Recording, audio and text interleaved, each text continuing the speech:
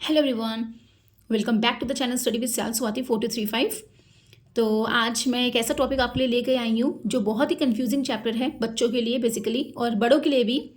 ठीक है, उनको ये पता ही नहीं चल पाता, लाइक वो बहुत जल्दी कंफ्यूज हो जाते हैं कि उनको कब सिंगुलर वर्ब का यूज़ करना है और कहाँ पे उनको प्लूरल वर्ब का यूज़ करना है। तो चैप्टर का नाम है, जैसे कि आप देख सकते हैं सामने, सब्जेक्ट वर्ब अग्रीमेंट। ठीक है, तो ये चैप्टर 12th स्टैंडर्ड तक तो आता ही आता है, और छोटे बच्चे क्या, इवन बड़े भी इसमें कंफ्यूज हो जाते हैं। उसके अलावा इससे रिलेटेड क्वेश्चंस हमारे कॉम्पिटिटिव एग्जाम्स में पूछे जाते हैं। जितने भी हमारे कॉम्पिटिटिव एग्जाम्स की इंग्लिश ग्रामर जो आती है, उसमें भी इस चैप्टर से रिलेटेड क्वेश्चंस बहुत हद तक पूछे जाते हैं। छोटे बच्चे तो क्या, मतलब बड़े भी कंफ्यूज हो जाते हैं, क्योंकि ये चैप्टर है ही ऐसा, ये टॉपिक है ही ऐसा हमारा, जो कंफ्यूज कर देता है बड़ों बड़ों को भी। लाइक आपको कितनी भी अच्छी समझ होगी ना, तो भी आप एक पल को कंफ्यूज हो जाओगे कि भाई यहाँ पे आंसर क्या आएगा, कौन सी वर्ब आएगी, कौन सी हेल्पिंग वर्ब आएगी। ये इतना कंफ्यूजिंग चैप्टर होता है। तो इसमें गलती आपकी नहीं है। मतलब क्या रहता है कि इस चैप्टर को समझने के लिए कुछ टेक्निक्स, कुछ ट्रिक्स होती हैं जो हमें ध्यान में रखनी है। ठीक है, अगर हम चाहते हैं कि हम जल्दी इसका इंस्टेंटली आंसर दे दें, ये चीज़ रहती है। ठीक है, तो अगर बच्चों को वो ट्रिक्स नहीं पता होती हैं तो डेफिनेटली उनका मतलब रॉन्ग हो ही जाता है। आप कितनी भी कोशिश कर लो, आपको ये लगेगा अरे भैया ये बहुत ईजी है, सबको पता रहता है कि भाई यहाँ पे सिंगुलर वर्ब आएगी, यहाँ पे प्लूरल वर्ब आएगी, लेकिन ऐसा कुछ नहीं है। जब आप करने बैठते हो तो बहुत हद तक मैंने देखा है कि बच्चे गलत करते हैं, बड़े तक कन्फ्यूज हो जाते हैं कि भाई यहाँ पे क्या आंसर आएगा, और जहाँ उनके सामने 4 ऑप्शंस आ जाएं वो तो बिल्कुल कंफ्यूज, उनको मतलब समझ में नहीं आता कि यहाँ पे क्या आएगा। ये चीज़ रहती है। तो इस चैप्टर में कुछ ट्रिक्स होती हैं जिसका समझना हमें बहुत ज़्यादा ज़रूरी है। ठीक है, अब जैसे कि आप देख सकते हो कि मैंने टोटल इसमें 20 सेंटेंसेस राइट करे हैं इस चैप्टर में। 20 सेंटेंसेस, इन 20 सेंटेंसेस के थ्रू आप ये चैप्टर बहुत अच्छे से समझ लोगे, ये मेरी गारंटी है आपको। ठीक है, now look at the first sentence first, mathematics dash my favourite subject. ठीक है, अब यहाँ पे बात मैथमेटिक्स की हो रही है। अब देखिए उसमें एस लगा है, तो आप उस एस पे मत जाओ। यहाँ पे हम बात कर रहे हैं एक सब्जेक्ट की, दैट इज मैथमेटिक्स। तो एक सब्जेक्ट है वो, इसलिए उसके साथ हमने इस का यूज़ किया है। मतलब आपको ये यहाँ पे ध्यान रखना है कि मैथमेटिक्स में भले ही एस का यूज़ हुआ है, लेकिन वो कोई प्लूरल सब्जेक्ट नहीं है हमारा। Mathematics is a single subject, it's मतलब सब्जेक्ट है, एक की बात हो रही है, यहाँ पे सिंगुलर है, इसलिए यहाँ पे हमने उसके लिए सिंगुलर वर्ब का यानी कि इसका यूज़ किया है। ओके, न्यूज़, सेकेंड सेंटेंस देखिए, this news dash not true. News, अब न्यूज़ है, एस लगा है, तो क्या न्यूज़ यहाँ पे हमारा प्लूरल हो गया? नहीं, this news is not true. ये आपको ध्यान रखना है कि न्यूज़ भले ही इसमें एस लगा है, लेकिन न्यूज़ हमारा कोई प्लूरल वर्ड नहीं है कि हम बोलें कि भाई this news are not true, ऐसा नहीं। तो न्यूज़ भले उसमें एस लगा है, लेकिन न्यूज़ हमारा सिंगुलर वर्ड है, that's why this news is not true. Next, Gulliver's travels dash a very interesting book. Okay, Gulliver's travels dash a very interesting book. तो यहाँ पे आप देख सकते हो कि जिसकी हम बात कर रहे हैं, that is the name of a book, Gulliver travels. Okay, तो उसकी जो इस बुक का नाम है उसमें एस लगा है, तो इसका मतलब ये नहीं है कि हम यहाँ पे बहुत सारी बुक्स की बात कर रहे हो। ठीक है, तो Gulliver's travels dash a very interesting book is a very interesting book, क्योंकि हम यहाँ पे एक बुक की बात कर रहे हैं। तो इस तरह से आपको ध्यान रखना है कि जैसे मैथमेटिक्स है, न्यूज़ है, या किसी बुक का नेम आ जाए जिसमें एस लगा है, तो इसका मतलब ये नहीं है कि हम बहुत सारी न्यूज़ की या बहुत सारी मैथमेटिक्स या बहुत सारी बुक्स की बात कर रहे हैं। मैथमेटिक्स इज़ अ सब्जेक्ट, उसमें एस लगा है, लेकिन वो एक सब्जेक्ट है, न्यूज़ एक है। Gulliver travels is a name of a book, it's a one book, तो इसलिए हमने यहाँ पे सबके साथ सिंगुलर वर्ब का यूज़ किया है। ठीक है, नेक्स्ट आप फोर्थ और फिफ्थ सेंटेंस देखिए, our team dash won the match, the class dash ordered to go to the auditorium. ठीक है, अब आप देख सकते हो कि जब भी कलेक्टिव नाउन की बात होती है तो कलेक्टिव नाउन मीन्स वन, ये चीज़ आपको ध्यान रखनी है। भले ही that is a collection of something, collective noun क्या है? Collective noun is a collection of something, है ना, उसमें बहुत सारी चीज़ें होती हैं, but that's a collection, that's a one group, एक ग्रुप की बात हो रही है। तो आप देख सकते हो कि फोर्थ सेंटेंस में टीम, एक टीम की बात हो रही है। भले ही उस टीम में कितने भी प्लेयर्स हों, doesn't matter, but we are talking about one word, one group, that is team. Team एक की बात हो रही है। तो बस आपको ये ध्यान रखना है कि जहाँ पे भी कलेक्टिव नाउन्स आ जाए, आपको उनके साथ हमेशा सिंगुलर वर्ब का यूज़ करना है। Our team has won the match, the class was ordered to go to the auditorium. ठीक है, ध्यान रखिएगा कलेक्टिव नाउन्स के लिए आपको सिंगुलर वर्ब का हमेशा यूज़ करना है। नेक्स्ट देखिए, everyone dash to dance likes. आप देख सकते हो कि मैंने यहाँ पे 2 ऑप्शंस भी दिए हैं, कुछ सेंटेंसेस में मैंने 2 ऑप्शंस भी दिए हैं आपको और अच्छे से समझाने के लिए। ठीक है, नेक्स्ट देखिए, each of these roads dash to the station, lead और लीड्स। ठीक है, तो आपको ये ध्यान रखना है कि जैसे कुछ सेंटेंसेस जो हमारे स्टार्ट होते हैं, anyone, anybody, someone, somebody, no one, nobody, everyone, everybody, like this, या ईच से स्टार्ट हो जाए, तो इन सबके साथ हम हमेशा सिंगुलर वर्ब का यूज़ करते करते हैं। मैं फिर से रिपीट कर देती हूँ, everyone, everybody, no one, nobody, someone, somebody, anyone, anybody, या ईच आप देख रहे हो। जैसे इस तरह से जो हमारे सेंटेंसेस स्टार्ट होते हैं उनके साथ हमेशा हम सिंगुलर वर्ब का यूज़ करते हैं। अब आपको पता होगा कि जब भी हम वन की बात करते हैं तो उसके साथ हम एस वाली वर्ब को राइट करते हैं। ये मैं ऑलरेडी अपनी वर्ब्स की ऑडियो में एक्सप्लेन कर चुकी, वर्ब्स की वीडियो जो मैंने आपको समझाई थी, मैंने आपको पढ़ाया था, उसमें मैं ऑलरेडी ये चीज़ एक्सप्लेन कर चुकी हूँ कि वन के लिए एस वाला, मैनी के लिए बिना एस वाला, और आई और यू के लिए बिना एस वाला। तो जैसा कि अभी मैंने आपको बोला कि ऐसे कुछ भी आपको वर्ड्स मिल जाते हैं तो it means one, it means one, मतलब हम सिंगुलर की बात कर रहे हैं, सिंगुलर वर्ब आता है तो वन के लिए एस वाला, इसलिए यहाँ पे लाइक नहीं लाइक्स का यूज़ हुआ, लीड नहीं लीड्स का यूज़ हुआ। ये चीज़ आपको ध्यान रखनी है, ठीक है। मैं फिर से बोल देती हूँ, everyone, everybody, no one, nobody, someone, somebody, anyone, anybody, each, ये सब जो हमारे वर्ड्स होते हैं ध्यान रखिए, इट मीन्स वन, इसका मतलब है वन, हम वन की बात कर रहे हैं। तो आपको पता है कि वन के लिए एस वाला, ऑलवेज रिमेंबर वन के लिए एस वाला, तो यहाँ पे कौन सी वर्ब आएगी, likes, leads, okay. Next, that lady standing among the boys dash are teacher. ध्यान रखिए कि यहाँ पे हम लोग लेडी की बात करें। अक्सर क्या होता है कि डैश के पहले क्या लिखा हुआ है, बॉयज, ठीक है, डैश के पहले क्या है आप देख सकते हो, बॉयज। तो बच्चे क्या करते हैं, बॉयज के हिसाब से यहाँ पे आर लगा दिया, भैया चले आते हैं घर, और उनका हो जाता है रॉन्ग। तो ये चीज़ गलत है। आप बॉयज क्यों देख रहे हो, आपने सेंटेंस नहीं पढ़ा क्या, that lady standing among the boys, वो लेडी जो बच्चों के बीच में खड़ी है। भैया हम यहाँ पे लेडी की बात कर रहे हैं, हम यहाँ पे बॉयज की बात थोड़ी ना कर रहे हैं, हम यहाँ पे लेडी की बात कर रहे हैं। तो यही आपको ध्यान रखना है। बच्चे क्या है, दिमाग लगाते नहीं है, बस देखा कि भाई डैश के पहले बॉयज है, बॉयज तो भैया बहुत सारे हैं, वहाँ पे आर लगा करके चले और रॉन्ग हो जाते हैं। तो भैया पढ़ो सेंटेंस को ध्यान से, देखो, that lady standing among the boys, वो लेडी जो लड़कों के बीच में खड़ी है, बॉयज के बीच में खड़ी है। तो बात यहाँ पे लेडी की हो रही है, इसलिए उसके लिए यहाँ पे इसका यूज हुआ है। Next, the students of this class. अब जैसे आप इस सेंटेंस को देख सकते हो, बच्चे क्या है, क्लास को देखेंगे और सिंगुलर वर्ब लगा के चले आएंगे। अरे नहीं भैया, यहाँ पे स्टूडेंट्स की बात हो रही है। The students of this class dash aware of the function, students की बात होती है, स्टूडेंट्स के लिए आर का यूज हुआ है। इतना तो पढ़ के आपको पता चल ही जाएगा कि भाई यहाँ पे किसकी बात हो रही है, ठीक है। यहाँ पे क्लास की नहीं, यहाँ पे बच्चों की बात हो रही है कि बच्चों को फंक्शन के बारे में पता है, स्टूडेंट्स के लिए आर का यूज हुआ, ओके। अब आप देखिए, each student in my class. अभी जैसे कि मैंने आपको ऊपर बोला था ना कि जैसे कुछ भी आपको वर्ड्स मिल जाए जिसमें ईच, एवरी, कुछ भी, तो वो हम उसके साथ हमेशा सिंगुलर वर्ब का यूज़ करते हैं। That means one. तो ईच है, हम कहते हैं आपको पूरा सेंटेंस आगे पढ़ने की नीड ही नहीं है। आपने जहाँ ईच देखा भैया समझ जाओ कि ईच मीन्स, हमको यहाँ पे each means one, that's it, each means one. तो वन के लिए हम लोग क्या करते हैं, एस वाली वर्ब का यूज़ करते हैं, ठीक है। लेकिन यहाँ पे ऐसा कुछ नहीं है एस वाला या मैंने कुछ वैसा दिया हो, यहाँ पे आपको हैज़ है आपका यूज़ करना है। तो जैसा कि मैंने आपको बोला कि ईच मीन्स वन, तो वन के लिए आप क्या यूज़ करोगे, हैज़ की हैव, तो इसलिए हैज़ है कि each student in my class has a diary, have a diary नहीं आएगा, ओके। ये ध्यान रखिए क्योंकि ईच है। जैसे कि मैंने अभी आपको ऊपर बोला, मैं फिर से रिपीट कर देती हूँ, anyone, anybody, everyone, everybody, no one, nobody, someone, somebody, each, इन सबसे अगर आपको कोई सेंटेंस स्टार्ट होता हुआ मिलता है तो ध्यान रखिए भैया that means one, that means one, ठीक है। तो जैसे यहाँ पे ईच है, तो जैसे ये यहाँ पे ईच है आप देख सकते हो, तो each student in my class has a diary, have a diary, तो हैज़ अ डायरी, क्योंकि ईच मीन्स आपको वन, तो वन के लिए हैज़ लगेगा, ये आपको ध्यान रखना, ठीक है। नेक्स्ट आइए, ईदर। भैया ये ईदर और नीदर वाले सेंटेंसेस तो ऐसे ही होते हैं कि छोटी तो क्या मतलब बड़े तो क्या, उनसे भी बड़े कन्फ्यूज हो जाते हैं। तो मैं इसकी आपको एक बहुत अच्छी सी ट्रिक बताती हूँ, ध्यान रखिएगा, ठीक है। ईदर ही और शी, आपको ध्यान देना है कि और के बाद क्या लिखा है, बस और कुछ नहीं। और के बाद क्या है, शी, ठीक है।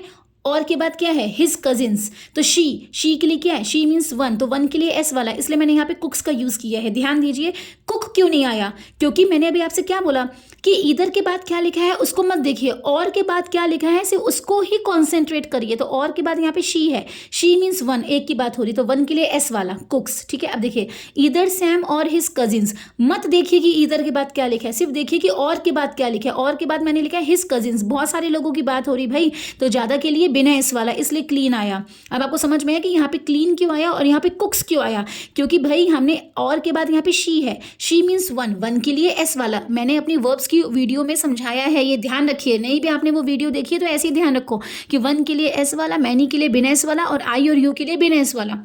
तो शी मीन्स वन, वन के लिए एस वाला, इसलिए कुक्स आया। हिज कजिन्स, अभी कजिन्स तो बहुत सारे हैं ना, तो ज़्यादा के लिए बिना एस वाला, इसलिए क्लीन आया, ठीक है। अब देखिए, neither mark nor his wife, अरे आप मत देखो कि नीदर के बाद क्या लिखा है, सिर्फ देखिए नॉर के बाद क्या है, हिज वाइफ, वाइफ की बात हो रही है, इसलिए सिंगुलर वर्ब आएगी। तो neither mark nor his wife is very tall, okay. Neither my friends nor the book store dash the book, ठीक है। तो मत देखिए कि नीदर के बाद क्या है, नॉर के बाद देखिए बुक स्टोर, एक बुक स्टोर की बात हो रही है तो सिंगुलर वर्ब आएगी। तो neither my friends nor the book store has the book. भाई बच्चे कंफ्यूज होंगे ना कि यहाँ पे हैज़ आएगा कि हैव आएगा, इस चीज़ को आप ध्यान रखिए। ठीक है, कि यहाँ पे हैज़ आएगा कि हैव का यूज़ होगा। तो वही मैं आपको बता रही हूँ कि neither my friends not the book store have the book, नहीं हैज़ द बुक। ओके, क्योंकि नॉर के बाद बुक स्टोर है और बुक स्टोर हमारे सिंगुलर है, दैट्स वाई, मतलब हम एक की बात कर रहे हैं तो सिंगुलर वर्ब हमारे यहाँ पे आएगी। ठीक है, जैसे यहाँ पे हिज वाइफ था तो हिज वाइफ से एक की बात हो रही है, इसलिए यहाँ पे इज का यूज़ हुआ। Okay, neither Susan nor her friends. Okay, अब यहाँ पे देख सकते हो कि फ्रेंड्स बहुत सारे हैं। अब जस्ट टेक एन एग्जांपल कि आपको यहाँ पे दिया गया है कि इज आएगा कि आर आएगा। मान लीजिए 15th वाले में मैंने आपको चूजिंग नहीं दी है वर्ब्स की, पर आपको ध्यान रखना है कि यहाँ पे इज आएगा कि आर आएगा। ठीक है, तो neither Susan nor her friends, ठीक है, dash going to the party tonight, तो इज और आर मान लीजिए मैंने ऑप्शन दिए हैं, तो भाई आपको नॉर के बाद देखना क्या लिखा है, हर फ्रेंड्स, तो फ्रेंड्स तो बहुत सारे हैं इसलिए आर आएगा, इज नहीं आएगा। ये आपको मैं बताना चाहती हूँ। ठीक है, जैसे मान लीजिए 14 नंबर में मैंने आपको चूजिंग नहीं दी है वर्ब्स की, कोई बात नहीं, मैं दे देती हूँ हैज हैव। मान लीजिए कि यहाँ पे हैज आएगा कि हैव आएगा। अब आप कंफ्यूज तो नहीं होगे कम से कम। नॉर के बाद देखो बुक स्टोर, बुक स्टोर के लिए क्या यूज करोगे, हैज की हैव, ऑब्वियस सी बात है हैज यूज करोगे। नॉर के बाद क्या लिखा है, हर फ्रेंड्स, फ्रेंड्स तो बहुत सारे हैं ना, तो अब यहाँ पे फ्रेंड्स का इज लगोगे कि आर आर। तो यही आपको मैं बताना चाहती हूँ कि नीदर के बाद या ईदर के बाद क्या लिखा है मत देखो, और के बाद और नॉर के बाद जो लिखा है उसके हिसाब से अपनी हेल्पिंग वर्ब या वर्ब का यूज करिए।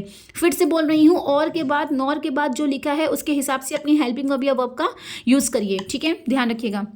नेक्स्ट देखिए, ऐसे सेंटेंस आपको कहीं देखने को मिल जाए जहां पे आपको शुरू में ही कॉमा मिल जाए, जैसा कि आप यहाँ पे ये कॉमा देख सकते हो। ठीक है, the teacher comma along with her students comma dash going to the computer lab is और आर। अब बच्चे क्या करते हैं, डैश के पहले स्टूडेंट्स है तो स्टूडेंट्स के लिए आर लगा देंगे, भैया घर चले आएंगे और उनका हो जाएगा रॉन्ग। तो आपको यही ध्यान रखना है कि भाई ऐसे नहीं करना है।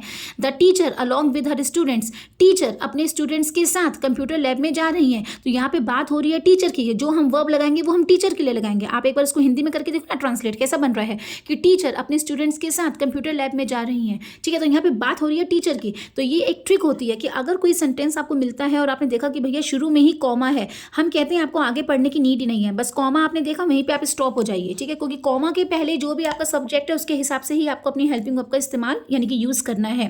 दैट्स इट, ये ट्रिक्स होती है। ठीक है, आपने देखा कि इतना बड़ा सेंटेंस है, नो नीड टू रीड। आपने देखा कि भैया कॉमा लगा है, कॉमा के पहले टीचर है, भैया एक जने की बात हो रही है तो वहां पे हमारा इज आ जाएगा, इज आर में से, बस ये ध्यान रखना है। और फिर से भाई मैं इधर और नीदर सेंटेंसेस के लिए बोल रही हूँ, ये बहुत इंपॉर्टेंट होते हैं और ज़्यादातर ये कॉम्पिटिटिव एग्जाम्स और मतलब बड़े बड़े क्लासेस में ही यही इन सेंटेंसेस नीदर ईदर पे बेस्ड ही सेंटेंसेस पूछे जाते हैं। ठीक है, तो ध्यान रखना कि और नॉर के बाद क्या लिखा है उसके हिसाब से आपको अपनी हेल्पिंग वर्ब या वर्ब का यूज करना है। समझ में आ रही है, ये आपको ध्यान रखना है। जैसे एक बार फिर से देख लीजिए 15th नंबर वाला, नॉर के बाद क्या है, हर फ्रेंड्स। ठीक है, तो अब इज आएगा कि आर, मान लीजिए अगर ऑप्शंस में दिया है तो भैया जब यहाँ पे देखो नीदर के बाद सुसान है लेकिन नॉर के बाद हर फ्रेंड्स है, अगर सुसान के लिए जाओगे तो इज लगाओगे, फ्रेंड्स के लिए जाओगे तो आर लगाओगे। तो बस यही ध्यान रखना कि और नॉर के बाद जो लिखा है उसके हिसाब से आपको अपनी हेल्पिंग वर्ब वर्ब का यूज करना है। That's it. ठीक है, नेक्स्ट ये 17 sentence, each of the students dash a book. अब देखिए इसमें मैंने तो आपको चॉइस दी है कि हैज़ और हैव, भाई ईच लगा है, मैं कहती हूँ पढ़ने की आपको नीड नहीं है। मैं जब पीछे बता चुकी हूँ कि भैया आपको जहाँ पे everyone everybody, no one nobody, someone somebody, anyone anybody या ईच एवरी से सेंटेंस स्टार्ट होते हुए मिल जाते हैं, तो ऐसे में दिमाग लगाओ ही मत भैया। ये सोचो कि यहाँ पे एक की बात हो रही है, तो जो भी आप यहाँ पे वर्ब लिखोगे वो वन के हिसाब से लिखोगे। दैट्स इट, मतलब it all means one, it all means one, एक है, एक की बात हो रही है, तो एक के लिए आप क्या लगाएंगे, हैज़ की हैव, हैज़। सिंपल भैया, आपके पास एग्जाम्स के टाइम पे इतना टाइम नहीं होता है कि इतना दिमाग लगाओ, तो ये सब ट्रिक्स आपको पता होनी चाहिए। Got it. नेक्स्ट, अब देखिए ये वही सेंटेंस आपका आ गया, मैं कहती हूँ इसको पढ़ने की नीड ही नहीं है। सिर्फ देखो स्टार्टिंग में आपको कॉमा दिख रहा है, कॉमा के पहले क्या है, ब्रदर्स। अब ब्रदर्स के लिए आप क्या लगाओगे, इस की आर तो और आर। तो ये होती हैं ट्रिक्स। जैसे मान लीजिए आप कॉम्पिटिटिव एग्जाम्स की प्रिपरेशन, मतलब आप एग्जाम दे रहे हो, अब आपको पता है हार्डली 1 मिनट मिलता है एक क्वेश्चन के लिए। ठीक है, अब इतना नहीं टाइम होता ना। अब जैसे मानो जिसको अच्छी नॉलेज है भैया वो फटाफट करके फिर भी आंसर गेस कर सकता है, लेकिन जिसको नहीं है वो पता चले एक सेंटेंस को 5 बार पढ़ रहा है सही आंसर पता लगाने के लिए, तो इतना टाइम ना वेस्ट करना पड़े, इसलिए मैं आपको बता रही हूँ कि भाई जैसे यहाँ पे इज और आर है, मैं कहती हूँ no need to read the full sentence अगर आपको शुरू में ही कॉमा दिख जाता है तो। ठीक है, अब ब्रदर्स हैं भैया, ब्रदर्स मीन्स ज़्यादा की बात हो रही है तो इज आएगा कि आर आएगा, आर आएगा, ऑब्वियस सी बात है। ठीक है, नीदर ऑफ देम, ठीक है, neither of them dash impressed by the presentation. अब ध्यान रखें नीदर ऑफ देम मतलब कि उनमें से किसी की भी, neither of them was impressed by the, कोई भी उसमें से प्रेजेंटेशन से इंप्रेस नहीं हुआ। अब यहाँ पे नीदर ऑफ देम है तो ध्यान रखिए कि यहाँ पे वो नीदर और नॉर वाला नहीं है लेकिन खाली नीदर ऑफ देम। तो इन सेंटेंसेस, इस टाइप के सेंटेंसेस के लिए भी हम हमेशा सिंगुलर वर्ब का यूज करते हैं, तो वॉज आएगा कि वर आएगा, वॉज आएगा, ये ध्यान रखिए। कि उनमें से कोई भी प्रेजेंटेशन से इम्प्रेस्ड नहीं हुआ, तो नीदर ऑफ देम, भले यहाँ पे नीदर और नॉर नहीं है, इट्स ओके, लेकिन जो नीदर वाले सेंटेंसेस भी होते हैं या ईदर से भी जो स्टार्ट हो रहे होंगे उनके लिए आपको हमेशा सिंगुलर वर्ब का ही यूज़ करना है, ये ध्यान रखिए। 500 रुपीज़, अब यहाँ पे रुपीज़ है तो भैया रुपीज़ देख करके आर का यूज़ मत कर देना, ठीक है। जैसे डॉलर्स आ जाए, रुपीज़ आ जाए, आपको सिंगुलर वर्ब का ही यूज़ करना है, ये ध्यान रखिएगा, ठीक है। 500 rupees dash a high price for this milk, तो इज़, अगर मैं आपसे बोलूँ कि $20 तो भी इज़ अ हाई प्राइस, मतलब डॉलर्स आ जाए, रुपीज़ आ जाए, तो ये नहीं कि आप प्लूरल वर्ब यूज़ करोगे, सिंगुलर वर्ब ही वहाँ पे आपकी आएगी, आपको ध्यान रखना है, ठीक है। और आपको ये ध्यान रखना है कि जब ईदर और नीदर वाले सेंटेंसेस आते हैं, क्योंकि वही मेन होते हैं, वही टीचर्स ज़्यादातर देती है, क्योंकि बच्चे कन्फ्यूज़ होते हैं, तो और नॉर के बाद जो लिखा है उसके हिसाब से आप अपनी हेल्पिंग वर्ब का या वर्ब का यूज़ करोगे। नॉर और के बाद, नीदर ईदर के बाद क्या लिखा है वो मत देखना, नॉर और के बाद जो लिखा है उसके हिसाब से आप अपनी हेल्पिंग वर्ब और वर्ब का यूज़ करेंगे, ओके। तो आप देख सकते हो कि मैंने सब्जेक्ट वर्ब अग्रीमेंट, एक ऐसा चैप्टर, एक ऐसा टॉपिक जिसमें छोटे क्या बड़े बच्चे तक इतना कंफ्यूज हो जाते हैं, अरे भैया बड़े क्या जॉब भी लगी होगी ना तब भी कंफ्यूज हो जाते हैं। तो आप देख सकते हो कि मैंने किस ट्रिक्स के साथ ये चैप्टर आपको सिर्फ 20 सेंटेंसेस में पूरा करके दिखाया है, and I am damn sure कि इस तरीके ही सेंटेंसेस हमेशा एग्जाम्स में आते हैं, चाहे वो आप अपने स्कूल के एग्जाम्स हो, चाहे स्कूल के बाद के कॉम्पिटिटिव एग्जाम्स आप दीजिए, इसी तरह के सेंटेंसेस पूछे जाते हैं, और देखने में ईजी पर करने में ओहो बहुत बहुत बहुत ज़्यादा कंफ्यूजिंग होते हैं। इसलिए इस टॉपिक को, इस सब्जेक्ट को करने के लिए भैया ट्रिक्स का होना बहुत ज़रूरी है, ट्रिक्स को ध्यान रखना बहुत ज़रूरी है। वो ध्यान रहेगा तो आपका कभी रॉन्ग नहीं हो सकता, ये ध्यान रखिएगा, ठीक है।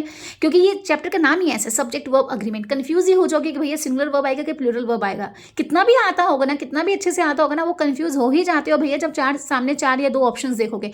इसलिए ट्रिक्स का पता होना बहुत ज़रूरी है। तो इन 20 सेंटेंसेस में आपको लगभग ये चैप्टर पूरा तैयार हो गया है, ये ध्यान रखिए, और ट्रिक्स को हमेशा ध्यान रखिएगा ताकि ये चैप्टर आपको हमेशा अच्छे से माइंड में रहे, ओके। तो वीडियो पसंद आया हो तो प्लीज़ चैनल को लाइक शेयर एंड सब्सक्राइब कीजिएगा। Till then bye bye, have a nice day everyone and thanks for watching.